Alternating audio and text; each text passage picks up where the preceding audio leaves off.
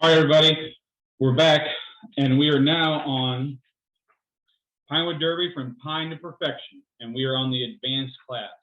So everybody that's watched the basic class, we basically went over what's in your kit, the district rules, and what's going to happen on race day, okay? So now that maybe you've been through the Pinewood Derby a couple of times, now you're to the point, as we started off with our Tiger car that my son made. We had it here, and it's a tank, which we knew wasn't very aerodynamic to start with, but we were having fun. So he came to me and he says, "Dad, that was a lot of fun, but I want to go fast." I was like, "Awesome, here we go. We're going to go fast." So next year, we decided to make something that looks a little more aerodynamic. We still had an awesome paint theme there. I think we named this one the Falcon. It worked out really good. It took us to districts. We started off with a dome style tungsten weight. There's all different kinds of styles out there you can pick. We got our center of gravity good, and it took us to districts. And so we got about 30th out of 60th. Then the next year come across and we says, well, we saw some of these cars at district that looked really streamlined and all kinds of weight in the back. I mean, this sucker is heavy as can be on the backside. We thought that was a great design. Okay. In truth, it was not, at least not for us. And the issues with that is what I'm going to go over with you here. So the issues with this one, even though we had all our weight in the back, the center of gravity was good, it was a little too much in there. And it actually, when it was riding on the rail, it front end popped up. So it was basically riding like that down there, and it couldn't keep it on center. So we had a little bit of a catastrophe collision. And because it was so thin up here, it had actually busted out the axles and the lines in here. So that was a big learning curve for us. As always, have super glue in your kit. You never know when you're going to need it, but for 5 minutes in the pit, it makes a great tool to have to get your Scout back up and racing, at least for the next couple of races. So then we moved on to when we were in Weeblos, and I feel this is honestly, it's the best car we've made, and it's by far the fastest.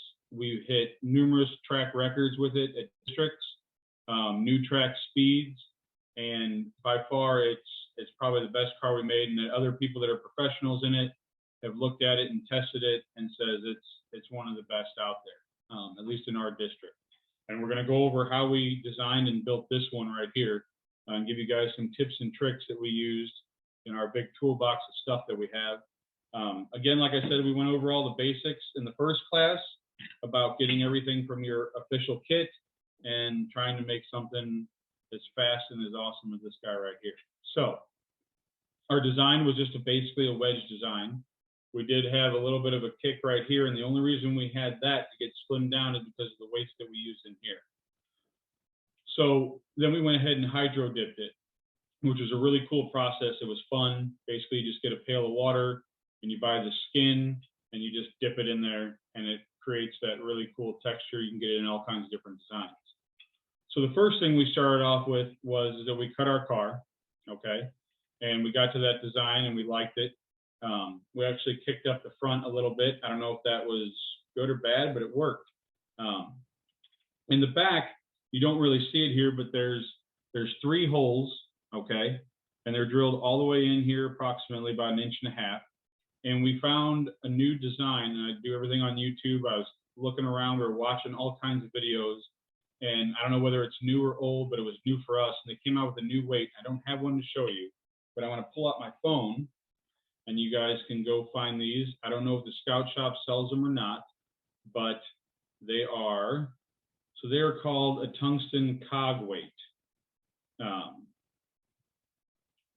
And as you guys know, tungsten is going to be the most densest and heaviest weight for you to use in your car. What this is, and it sells for, looks like $14.99 on Amazon. All right, but the cool thing about this is that's the weight right there. You guys can see that. Jay, does that look good there?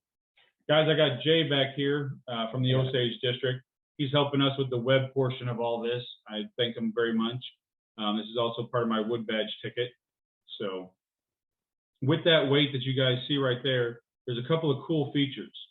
Not only does it have the threads in there, okay, it also has the like hex male and female ends. What that does is you'll get a bunch of them in the kit, and they'll both mate to each other.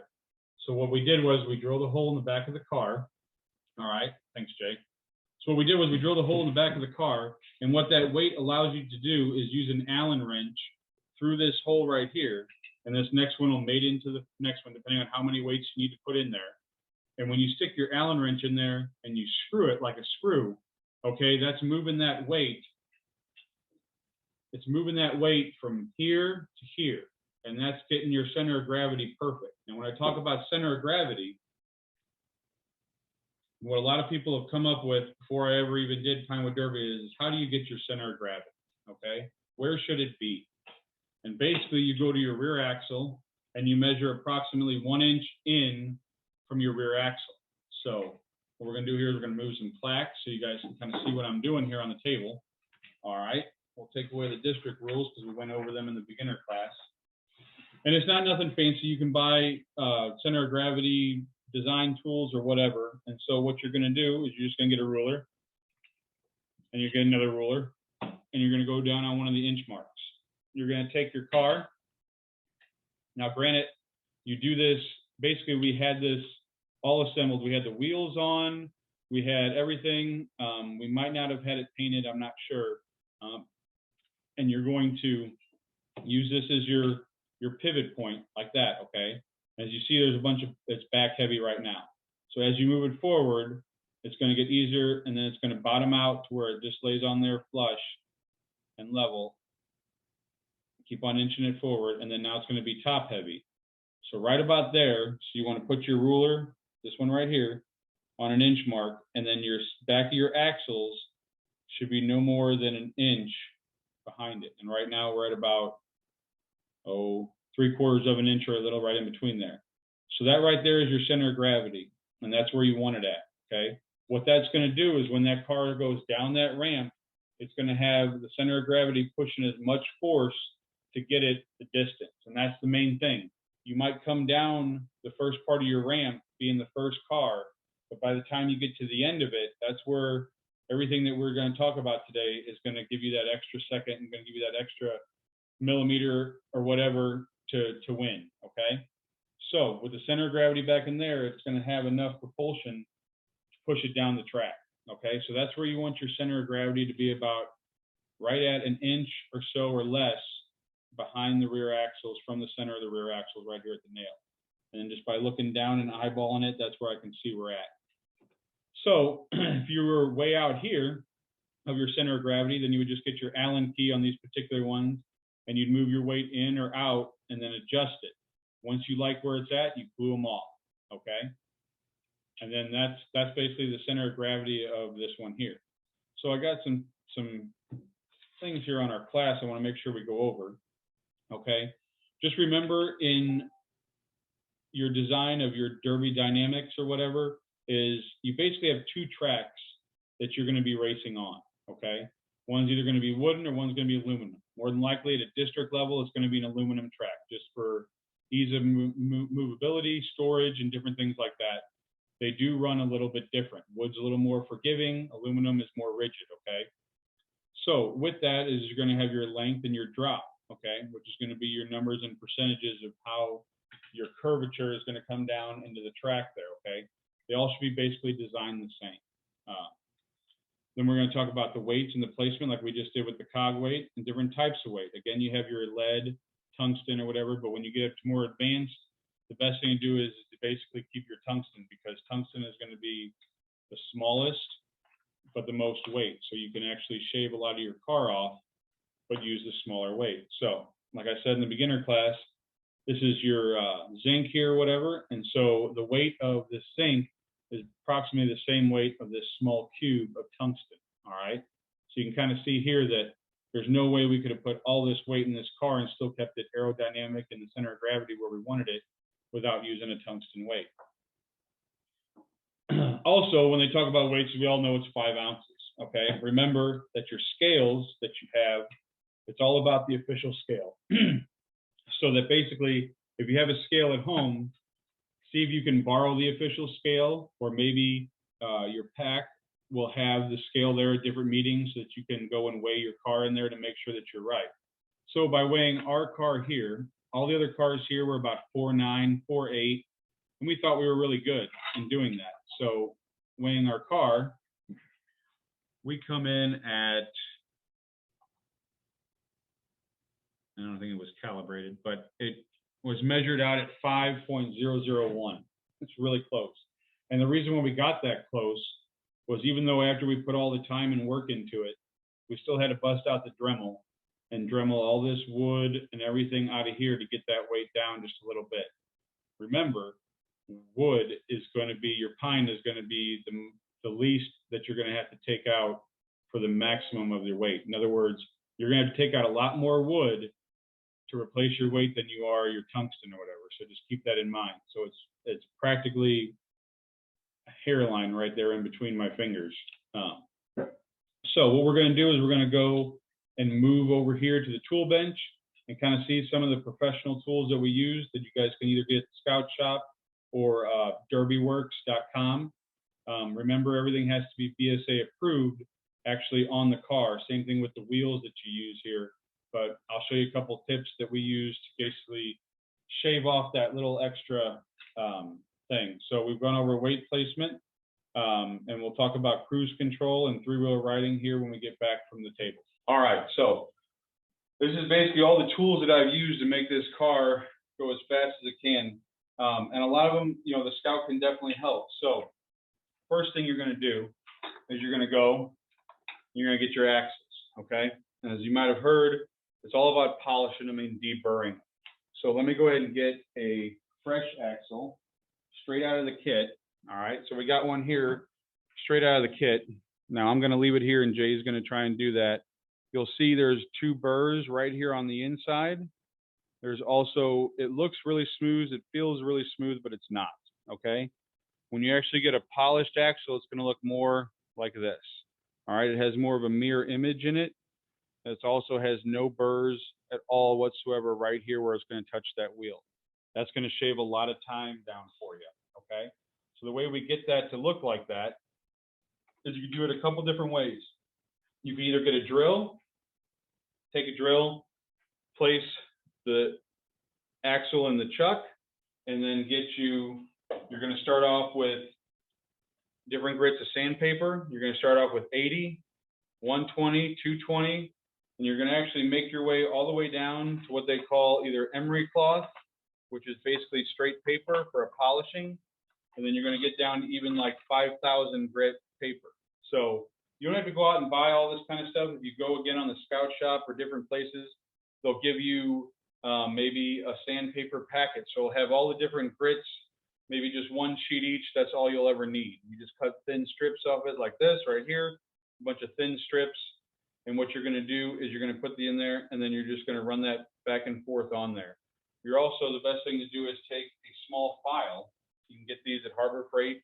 Again, you don't need to go spend a lot of money on everything, but get a file that has basically a small one with an edge on it. And when you put this in your drill, or you can put it in your drill press like we have over here, you're going to sit there and it's going to be spinning, and you're going to file down all those burrs on the inside of that right there. And that's how you're going to get rid of them, okay? Then you're going to polish this up. I'm going to tell you right now, when you start polishing it, it should basically take about 45 minutes to an hour worth of time to get one done. I know that seems like a lot, but your end result is going to be phenomenal in shaving time off your car, okay? So you want to get that down to a mirror image, and you're going to start with the heavier grit and work your way to the higher grit numbers. And that's basically going to leave you with a fully polished, no burrs, nothing that anything can catch on axle. Once you've done that, all right, you're then going to take your Pro Axle kit, all right, and sold in two different pieces. What this is going to do is it's going to allow you to take your axle, which again is just basically a nail, and it looks straight, but it's not. You take it in there like this and lay it down in there. This goes over the top of it. You bring it to a hard surface. Take a good hammer and you give it a whack. You give it another whack. You give it another whack. What's that doing is in this precision press that they've designed, is it's straightening that out. That is perfectly straight, or as straight as we can get it from the factory, okay? Once you've done that, all right, I'm going to set those aside. So now you have all 4 nails perfectly straight, all right? Now we're going to talk a little bit more about your axle slots, okay? So they're pre-cut slots. That's great. Anyone that's ever done a Pinewood Derby knows you don't take the fresh axle nail like this and go like that, and you take a big hammer and you're going to try and pound that in there. It's not going to work, okay? It might work on one of them. It might work on 2 of them. It won't work on all 4 of them, all right? What's going to happen is you're going to end up splitting that out of there eventually, either whether it's race day or the second you hammer it in there. So once again, you want to maybe shave down this and make this not pointy, make it a blunt end, okay? That'll help it from preventing from splintering it. But what I like to use, and the thing that I tell you, if you're going to buy anything, buy the Pro Body tool, okay? I got them all written down over here, so I know they are. This thing is awesome, all right? And if you don't buy anything else or whatever, this is something to have. And what this is going to do is you just put it right on here, all right? You line it up over your axles, and you see there's a hole on either side, okay? It comes with a drill bit. It's the correct size that will allow your nail or your axle to go in, but it'll also be enough to hold it in there, all right? So what you're going to do then is clamp this on your wood, put this in your drill, and you're going to drill in there. And what it's going to do, or you can do it by hand too, it doesn't matter. I've seen people do it that way. And I'm just doing this to kind of make kind of a divot in there, all right? And you can see right there, it's starting to waller that out at the exact height that it needs to be. And that's going to allow your nail, basically you're pre-drilling it, and it's going to allow it to go in there and seat in there perfectly without splitting it, okay? Now, another cool thing with this tool, we'll get to talking about this after we go all the tools, is some people you hear that they ride on 3 wheels. That makes no sense. You have 4 wheels. So yes, you'll have 4 wheels in your kit, but you're actually going to ride on 3 wheels. So after you put your holes in the back of the axles here, you move on to the front, all right? You'll do the same thing here on the one side, but then on the other one, you want that wheel to be a little bit higher so that it actually doesn't ride on the ground. And I'll show you that here in a second. So it's really cool. You take this tool like this, you flip it over, and there's a hole on the other side of that tool, okay? Again, you line it up there with the marks, and you would drill using that special drill bit. You drill a hole a little bit higher up, okay? And that's going to go a little bit higher on there, not a lot, but when you put that in there, it's actually going to ride on only 3 wheels. And I'll tell you in a little bit why we do that and the reasoning for it, all right? So that's a really good tool to use.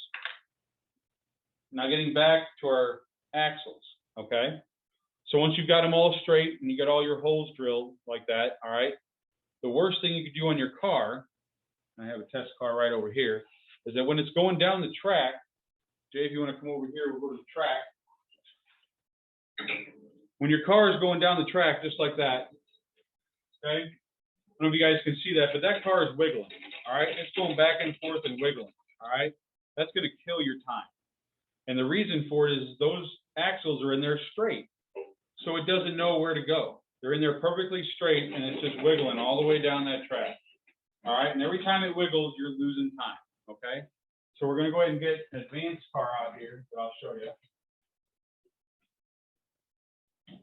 Here's one here. There's a little high stress whatever, but you can see if you look at the back here, these wheels are actually at an angle and they're pushed out, okay? So when it rides, it's going to ride straight, all right? Those wheels are flared out. It's not touching anything. And it's going to ride straight. So the way it is, you bend your axles, all right? Now, you can sit there with 2 needle nose pliers and bend your axles, but you're not going to bend them both the same distance, the same angle that you need. But come over here to the table and I'll show you the tool that you could use for that. All right, so here you use this tool to straighten all your axles out, right? Great. What you're going to do, take your axle, stick it back in the tool, and see how now it's sticking out there a little bit? you're going to take this other piece here, and on one side it says 1.5, the other side says 2.5. All right, you're going to put this in here just like that. It just slides right over it. And then you're going to push that down and marry it up. And you're going to set it back down on a hard surface. And double check that it's all the way in there, just like that. Now, might not be a lot. When it comes to race day, it's going to be enough. You can look, that is actually bent 1.5 degrees up. I know it sounds silly. It's really hokey, but I'm telling you it works, okay? You see this stuff at the scout shop and you're like, I'm not buying that. I bought it all right here. Here it is, okay? Another thing that I didn't do, and I should have done, is once you have it in there, okay, and you've done that, get yourself a marker or something and mark a line up on there, or mark a line on the edge. And I'll show you in a second why that line is so important, you putting it on there, okay? So, now you have two nails that are 1.5. Those are your rear wheels. You flip this thing over. Now this one is actually set at 2.5, okay? You're going to put that on there. You're going to do the same exact thing, and that's going to be your front one, the one that's actually going to touch, not the hole that you had that's not going to touch. And that is actually where you're going to be able to steer your car by moving it and adjusting the axle. You'll be able to steer your car and actually ride the rail, like they say. I'll show you that in a second here. So this is a really cool combo kit you can buy. That's pretty awesome. Now, that's all you could do with your axles. You polish them is down, you can get down to 5,000 grit. Make sure they're basically a mirror, and you have all the burrs off them, and you bent them all the right way, and you have them marked. Okay. Now you got to go to your wheels. There's one thing that a lot of you don't know about these wheels. Okay, they're official BSA wheels, but what they do when they make them in the injection mold process is they have different molds. Okay, nothing wrong with them, they're all the same basically, but there's a mold number 1 all the way through 20. And if you look on the inside of your car, wheel just like that, there's a number stamped inside there. They'll say official BSA, made in the USA, right? Number 3. I don't know if that one says number 8, maybe yep. Number 10, okay? Number 8. What that is that in the batch of number 3, these are there. If for some reason your kit has all the same numbers, you hit the lottery, let me tell you. So a lot of times, a lot of people buy multiple kits, try and get all the same wheels, or at least your back wheels should be the same number and your front wheels should be the same number, okay? Again, it sounds really hokey. I get it, okay? When somebody told me that, I thought they were nuts. All right, but what that is that they're basically out of the same mold, which means you're starting off, you're keeping everything consistent. Then you get this thing right here. It's basically got a big blade on it, and it's a pro axle or pro wheel guide tool. You're going to get one of these. So the first thing you're going to do is you're going to deburr your hub, okay? So the hub is actually the circle inner part of there. Now remember, according to our district rules, we cannot deface or remove any of the beading or the BSA logo or any of these marks in here, but we're not going to do that. What we're going to do is we're going to take this little tool, it's going to go on here, and there's a knife blade right there. It's not sharp or nothing, it's just basically a hard edge, and it's going to go in there, and you're going to turn and spin. Not a lot of effort, but every time I'm turning, I'm pushing it down, and it's going. If you look, there's only a little bit of black stuff right there from the wheel, the plastic. But what we did was we took all the burrs out of that center part so that now when we take our axle and it's in there like that, it is not going to catch or anything like that. It's going to spin real freely, okay? Now that we've done that, all right, we're going to go back here. We're going to do the opposite thing. There's two sides of this. Now, all these tools, I know I'm not the one teaching this stuff or whatever. Every one of these tools has a YouTube channel on how to use it, other people that used it. By all means, once you buy the tool, do the research on it, and it'll show you how to use the tool properly, okay? So, particularly on this one's flat for the one we just did, and this one's like got a little concaved in there, all right? So what you're going to do there is that's going to go, I believe, on the inner side, if I remember right. There we go. Like that. And then it's going to allow you to use it like this. And you're going to also be able to shave that on the inner side there and get that burrs out of that part right there. Okay. Now, again, they'll sell you anything. Another thing you could do is get this tool right here. All right. That's basically going to be your hub bore or whatever it is. You're going to put this end into a drill or a chuck. And then on this other end here, there's a tiny slot inside there. You're going to put a pipe cleaner in there. I use just maybe some cotton swabs, whatever, and pull the cotton off of a Q-tip. That works too. And they're going to sell you this racing polish. Okay. I don't know if it works, but we did it and it worked and we used it. So you're going to put a little polish on there, and then you're going to take your wheel as this is spinning in your drill, and you're going to basically polish the inside of that sucker. Okay. Again, sounds silly, but it works. Now, you've done basically everything you can do to that wheel except for one more thing. And this is where it gets real tricky and real hairy, okay? So you're going to take this tool right here,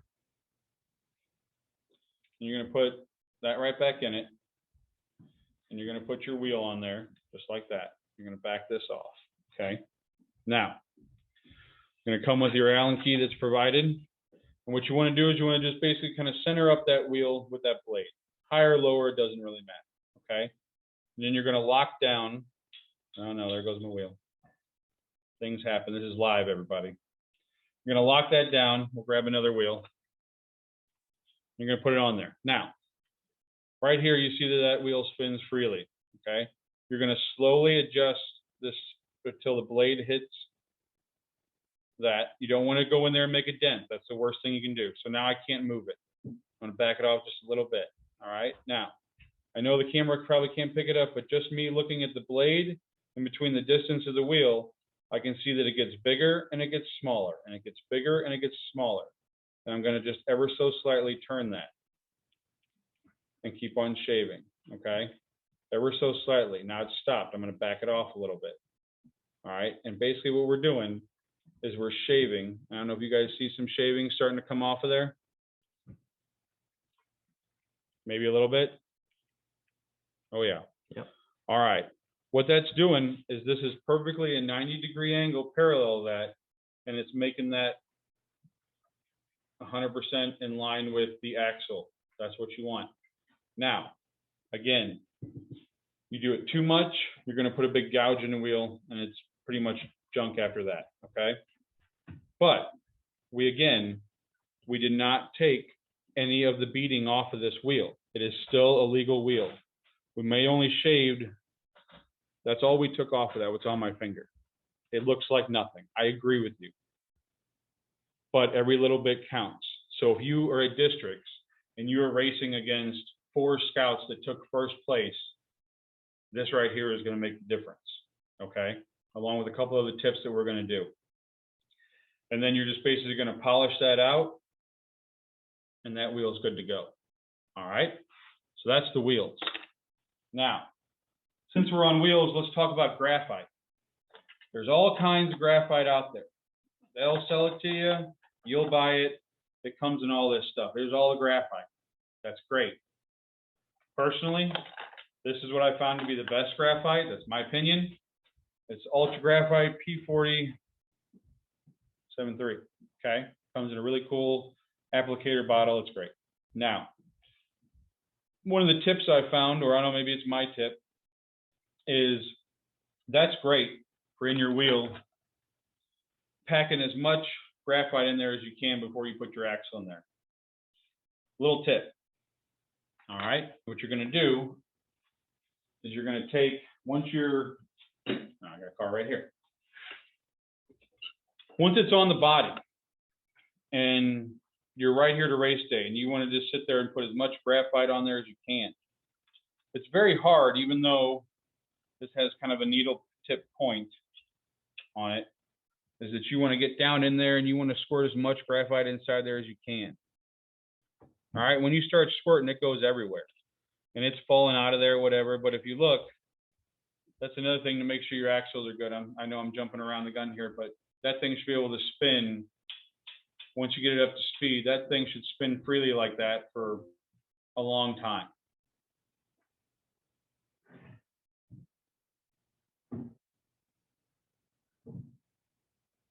At least 45 seconds.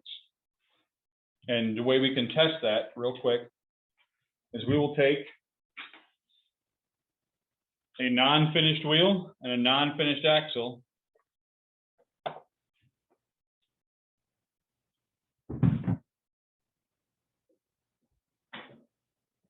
That was like 10 seconds, okay?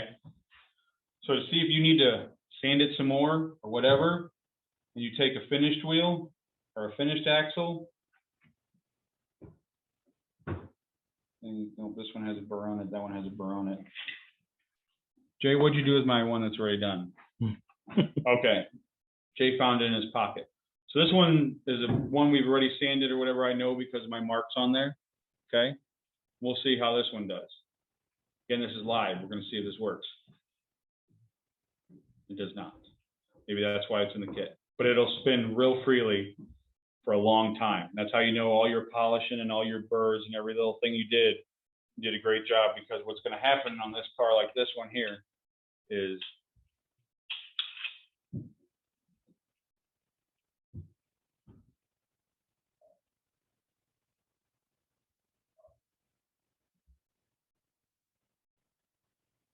that's a lot longer than the one we had from stock, okay?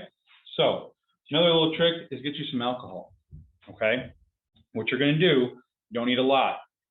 Get a little bottle cap or something small, put graphite in there, put a couple of drops of alcohol, make a paste, okay? Make a paste, get an X-Acto knife, turn your car upside down, take that X-Acto knife, and you're going to use it like a putty knife, and you're just going to sit there and you're going to pack and you're going to turn, and you're going to pack it in, you're going to turn.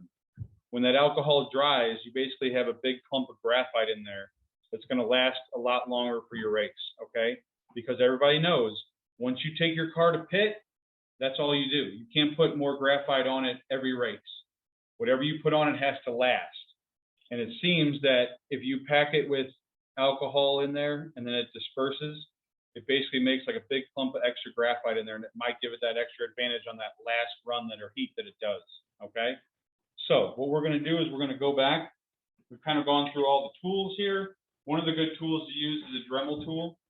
I know not a lot of people might not have it. They don't have a huge workshop like this, but they make, you know, on a Black Friday or whatever. The best thing is the ones that have the little like wand attachment. What that's going to allow you to do is really get in there and do some of that fine work and get all that wood out of there to give you that extra weight. And if you look here, I kind of remember now, I went down to my weight and I knew I went a little too far. So that's how far my weights come into this car from this side right here, okay?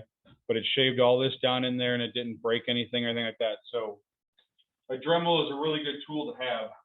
With all the different bits out there, all the different sanding tips, everything that you can get, real specific or not. I mean, you get a tip down to that small and really get in there and work different angles or whatever, okay? It also helps with polishing too as well. They have different polishing kits you can buy for them, and that does great work on the axles.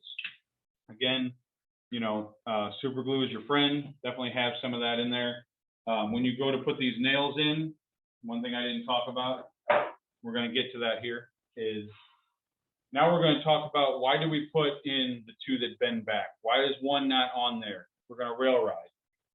So when you get a car, we'll take these two over here for example. We'll go ahead and we'll grab pliers. So this is actually a piece of one of our tracks. I understand not everybody has that. That's fine. All right, so what's going to happen is like, well, they won't let me borrow the track. Maybe the scout shop has one set up, but I don't have time to go over there. That's fine. Get you a board, piece of cardboard. I prefer a board, it's more rigid. Put your piece of tape down there, electrical tape, any kind of tape. And what you're going to do is just put it on a slight angle, okay? Just a slight angle, doesn't have to be real steep. Put a pillow at the bottom. Now that you have your wheels in the back, sticking out at 25 degrees there, all right? Remember, as you can see here, here's my marks on my wheels. That's where I know where I've been. Okay, that's when we put it in the hammer, we smashed it down. Now we're going to start that car off right here in the center. If you look here, Jay, can you come in? We'll put this way. You got a good picture of that? Yep. These two wheels are touching.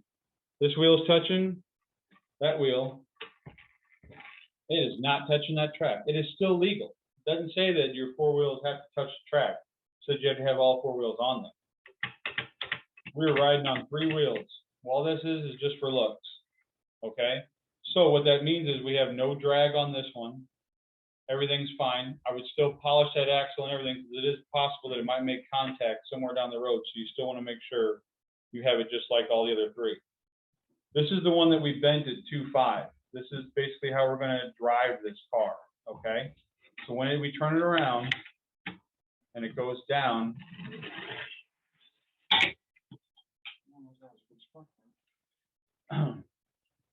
if you guys saw that and probably didn't, what it did, and I'll show you this way, is that it started off here and it immediately went there and it rode the rail. Okay, it actually started turning, but because this is here, it obviously didn't go off the track. Okay, so we'll kind of show you here a little bit, and I'll try and catch it. My son will kill me if I break this car. You see it curving, and you're like, well, how did you do that? I'll show exactly how I did it. Once again, I know it sounds silly. You're going to try to get a pair of needle nose pliers. And you're going to try and you're going to turn that axle ever so slightly one way. And that's going to, because of the angle of the nail, it's going to basically turn this wheel in or turn this wheel out. And it's going to allow you to go one way or the other way. Okay? Just remember, this is not the one touching right here. So what we want to do is we want to take this wheel and we want to go into the track this way. So we want it to turn this direction, okay? These right here is another tool you could buy. They're basically called axle pliers. And if you can look at that tip, it allows you to grab the head of the nail and turn it because of the little contour that's in there. And it's not going to cut or put a burr on there. If you take a pair of needle nose pliers, it will put a burr right back on the axle that you just spent an hour deburring on there, okay? So this little tool here is awesome if you plan on doing the three rider or the rail riding method, which is basically tried and true that that's how you're going to win. So you're like, well, why would you want to take this car and deliberately push it up against something? You would think that would create more drag. It doesn't. What it does, it adds more consistency. Like I said before, your car is going down the track. If it's wobbling back and forth, you're losing time. But because you basically turned it inside to itself and it's riding down there perfectly, there's no room for drag, okay? You're not wiggling, you're not doing anything like that. So if your car is steering over to the left, you want to take your tool and watching your mark, you're just going to turn it just a little bit. And you're going to test it again. Now it's going straight, okay? Take it, twist it some more. Now it's got a crazy curve on it. Oh, let's go back a little bit. Now we have something that looks just like that, okay? I don't know, in about 4 foot, it needs to go from this line to the outside of that line. That's what I figured. You guys can see, okay? So let's say you know somebody that has a treadmill. No, I don't mean I need to get on the treadmill. I understand that. I probably do need to get on the treadmill. But we're going to use a treadmill to test this car other than that board. And here in a little bit, we're going to show you how to do that. Okay, so here we are on the treadmill test. What we're actually doing here is basically we took a string, taped it on there, and we taped it to the front of the car. We do have the treadmill at a slight incline, okay? And then we also have it going probably about the slowest speed that it can go, maybe a little bit faster. Now these cars have already been tuned. I didn't have time to put together one that's not tuned, but basically what you're going to think of here is this test is going to help you out with two things, okay? One, it's going to tell you if your back wheels are up at the right angle, if they weren't, this car would be doing this just like this right here. It would basically be going back and forth. All right. What's going to happen is, in order you want to keep it running straight, meaning the car is not going back and forth, that's where you take those tools and you start tuning your back tires, your back axles, to keep it running straight. So basically, it's not wiggling. Okay. So you're going to just slightly turn them and go back and forth, and it'll basically mean that you can hit it and it'll go back to where it needs to go straight. Okay. Now, the second thing that this helps you out with is, remember, this wheel's not touching, because I can hold it and it's not touching. This one's actually your turning one. And if you look, it does have a slight angle built into it. But what we're going to do here is we're going to go with the one that we just ran on the ramp, and we're going to see what that looks like.